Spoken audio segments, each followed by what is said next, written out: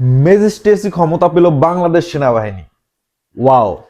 আসুন জেনে নেই তারা এই ক্ষমতা পাওয়ার পর কি কি করতে পারবে।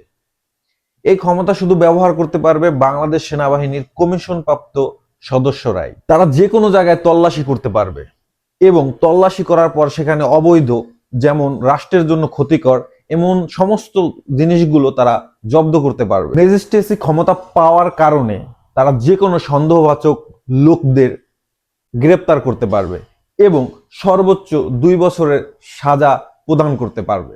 আগে বিভিন্ন জায়গায় অপরাধ হলে সেখানে বাংলাদেশ সেনাবাহিনী কাউকে গ্রেপ্তার করতে পারতো না, কিন্তু এখন সেটা করতে পারবে।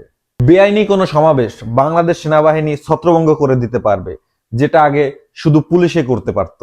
বাংলাদেশ সেনাবাহিনী এখন গ্রেপ্তারি পরোয়ানা জারি করতে পারবে এবং সর্বোচ্চ 2 বছরের সাজা প্রদান করতে পারবে।